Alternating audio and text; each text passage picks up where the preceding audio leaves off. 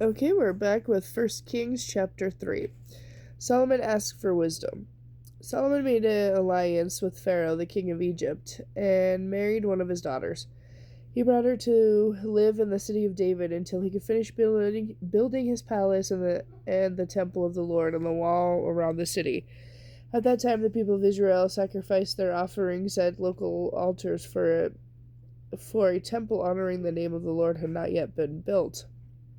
Solomon loved the Lord and followed all the instructions of his father David, except that Solomon too offered sacrifices and burned incense at the local altars. The most important of these altars was at Gibeon, so the king went there and sacrificed 1,000 burnt offerings. That night the Lord appeared to Solomon in the dream and said, "What do you want? Ask, and I will give it to you."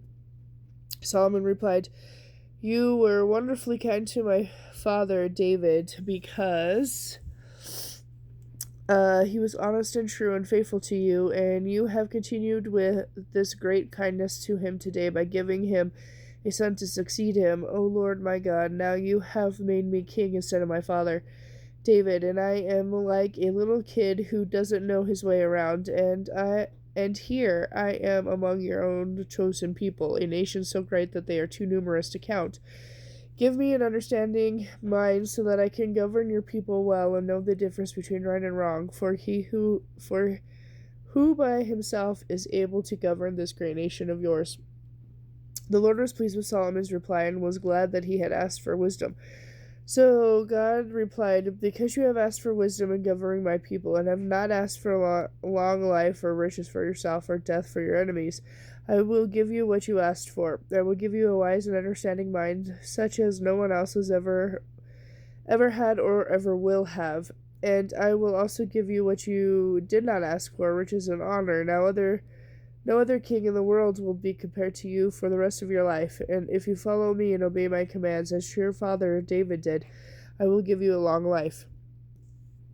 Then Solomon woke up and realized it had been a dream. He returned to Jerusalem and stood before the ark of the Lord's covenant, where he sacrificed burnt offerings and peace offerings, and then he invited all his officials to a great banquet. Solomon judges wisely. Sometime later, two prostitutes came to the king to have an argument settled. "Please, my lord," one of them began, "this woman and I live in the same house. I gave birth to a boy while she was with me in the house. 3 days later, she also had a baby. We were alone there. There were only two of us in the house, but her baby died during the night when she rolled over on it. Then she got up in the night and took my son from beside me while I was asleep.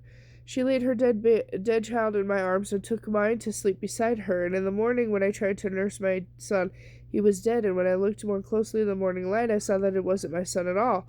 Then the other woman interrupted, "It certainly was your son, and the living child is mine." "No," the woman said, "the dead one is yours, and the living one is mine." And so they argued back and forth before the king. Then the king said, "Let's get the facts straight. Both of you claim the living child is yours. Each says that the dead child belongs to the other. All right, bring me a sword." So a sword was brought to the king. Then he said, "Cut the living child in two and give half to each of these women." Then the woman who really was the mother of the living child and who loved him very much cried out, "Oh no, my lord, give her the child. Please do not kill him." But the other woman said, "All right, he will be neither yours nor mine. Divide him between us." So then the king said, "Do not kill him, but give the baby to the woman who wants him to live, for she is his mother." Word of the king's decision spread quickly throughout Israel, and the people were awed as they realized the great wisdom God had given him to render decisions with justice. First Kings chapter 4. Solomon's officials and governors. So Solomon was king over all Israel, and these were his high officials. Azirah, son of Zadok, was the priest. Eli, Horiph, and Ajah, the sons of Shisha, were court secretaries. Jehoshaphat, son of Elud, was the royal historian.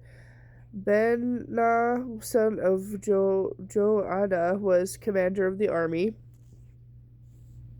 Zadok and Abiathar were priests. Zerah, son of Nathan, presided over the district governors. Zebudun, son of Nathan, a priest, was the trusted advisor to the king. Abishir was manager of palace affairs, and Adoniram, son of Abda, was in charge of the labor force. Solomon also had 12 district governors who were over all Israel. They were responsible for providing food for the people for the king's household. Each of them arranged provisions for 1 month of the year. These are the names of the 12 governors: Ben-Hur in the hill country of Ephraim, Ben-Decker in Makaz, Shalbim, Beth-Shemesh, and Elon, Beth-Hanan, Ben-Hezid in Rabath, including Sokah and all the land of Hefner, Ben-Abinadab in Nabath Dor. He was married to Tabhath, one of Solomon's daughters. Benna, son of Elud in Tanakh, and Megiddo, all of Bethshan, near Zerathon below Zezreel, and all the territory of Bethshan to Abba Melah, and over to Zokmem.